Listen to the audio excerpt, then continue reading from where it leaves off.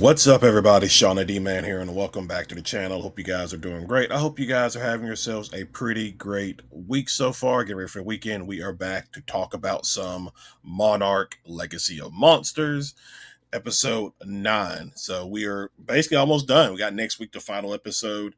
But this episode, very much, uh, I've, I've said it throughout this entire series.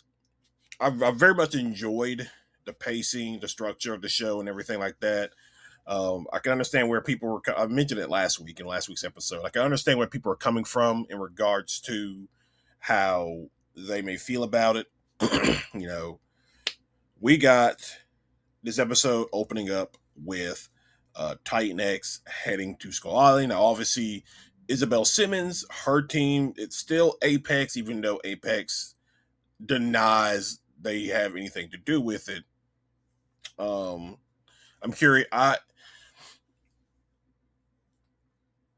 wonder, like, I wonder if Isabel's dad kind of knows.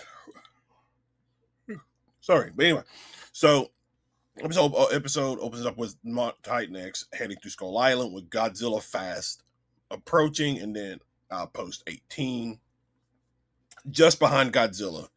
Um, Now it gets to a point to where Keiko kind of like Lee's kind of like, all right, Godzilla, it's time to finish the job, and Keiko is kind of like, what you said, Godzilla is the one who brings order to the Titans and everything like that, and Tim's like, yeah, he usually does, and he usually attacks any Titan that shows his face or anything like that.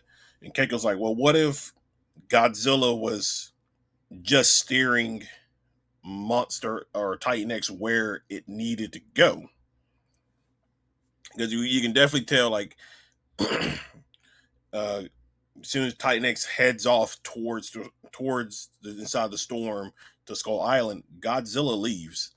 So, and Keiko was right. Keiko was right. Godzilla was just basically.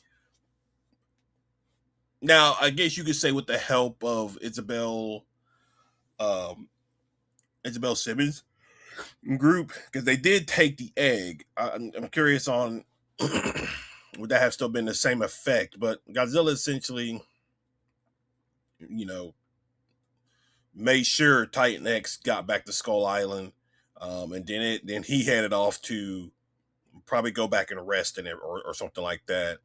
But now the main episode takes place on Skull Island, um, and yeah, so essentially what Isabell plan is, because Cate they talk about it in this abandoned Monarch compound. Their plan is, as Isabell put it, what if you had cancer?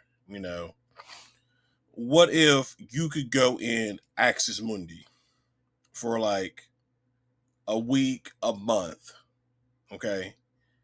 And when you come out, there's a cure.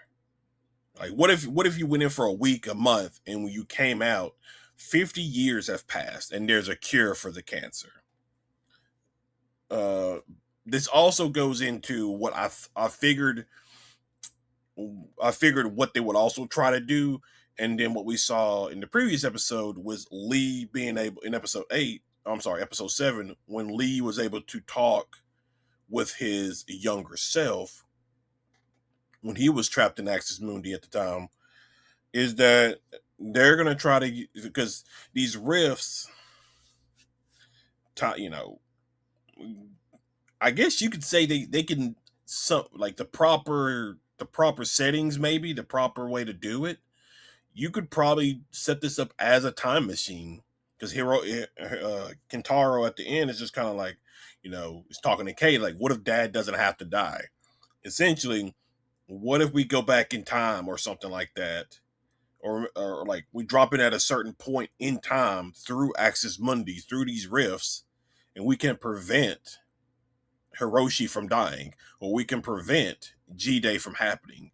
It's essentially that. You got that going on.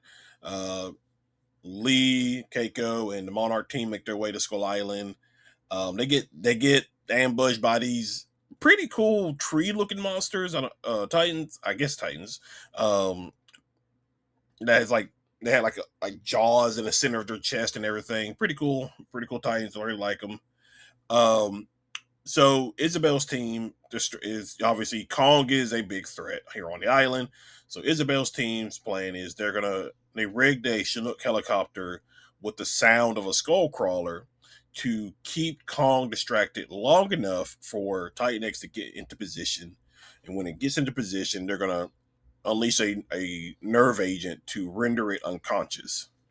And what they do is they basically take Korra's code and they're able to put implants onto Titan X and just overload its nervous system. And essentially, they're trying to get Kong and Titan X to fight each other. Um, so obviously, we'll see how that goes. We get some flashbacks here because we get young Keiko and well, I would say young, but we get Keiko and a young Bill Randa getting married in New Guinea. Um, we also get a flashback of just after the Kazakhstan incident was Lee and Bill as well. Um, then Keiko and Lee get separated from Tim and Cora and the others. We come across the graveyard that we saw in the Kong Skull Island movie, which is where Keiko was able to find uh, Bill's camera and some other items that was his, and she was just kind of like, this is probably where he died and everything, and she was just heartbroken and everything because they're still not understanding why Billy was just so fixated on this place. Because what we get a hint of this in the early episode, toward at the beginning when Bill and Keiko are getting married, he thinks to himself, we should send down probes to, you know, with readings and stuff like that, and Keiko had to remind him like, hey, we're getting married. That's right. So because they're all part of the reason they're on Skull Island is they're trying to find a rift to send Titan X and its egg back into Axis Mundi. Now they do after coming across a group that is with Isabell Simmons. They're basically able to find it because they come across this little lake area that was the last place on Billy's map that he drew because he was using what was it called satcom was it what was I forgot what it was called, but it was like the early satellite imaging system. And so um, they find one of these little drones. Now, quick flashback: Bill is teaching at university. Dr. Suzuki shows up, and he has a little drone with him, or a little probe with him.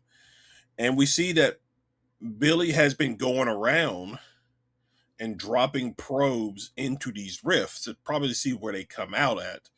And there's one from Kazakhstan, there's one from New Guinea, there's one from Loch Ness, which I actually kind of like because you can think of the Loch Ness monster. Is the Loch Ness monster actually a Titan? I really kind of like that little thing there.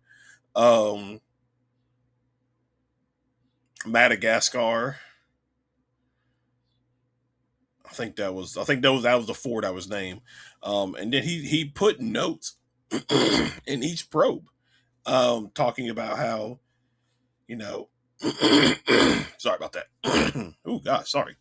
Talked about how he didn't have the words to say it at the time, but just talk about like how it's all lovey dovey kind of stuff. So you know, it is what it is.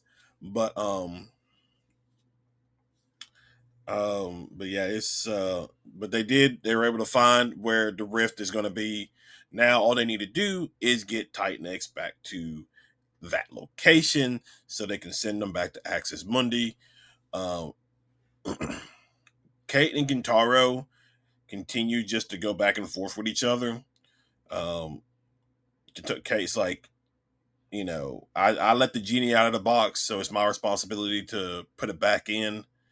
And I'm Kintaro. He's like, just like back and forth, because he's talking with Isabell because they want Titan X to open a rift so they can take out Kong. And Guitar's like, you just can't kill Kong, you know, like he's totally against it. And then later he's just kind of like, when he's talking to Cate, he's like, I don't really care what happens to Titan X and Kong. I'm just like, that was a real quick.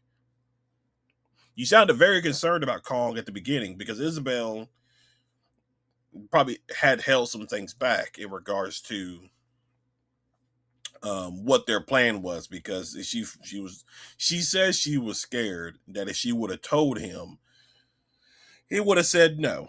So you know, yeah. So I'm trying to think if there was like anything else in particular with the episode that I liked. Oh, I love Tim's moment, because you have this Monarch soldier who is just kind of like he's being a dick. He's being a dick and everything, and Tim just like, hey, if Keiko and Lee are alive, they're staying on mission, just like how we're gonna stay on mission. Okay, we're not leaving anybody else behind. And you got it. And he's just like, yes sir, yes sir. He's like, sorry to be. It's nice to be in charge. I was just like, oh, I love Tim.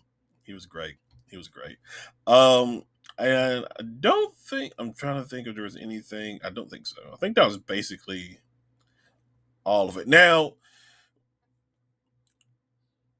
we didn't. So, I mean, you could. You know what? I'll save it for like after episode 10, in regards to the amount of like Godzilla and Kong in this series. I'll save it for then.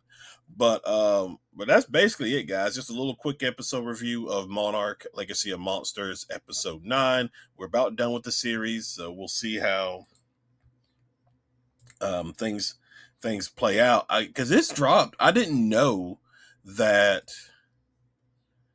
this would drop so early, like it did, because it was available to watch last night, and I think that's been the case for most of these.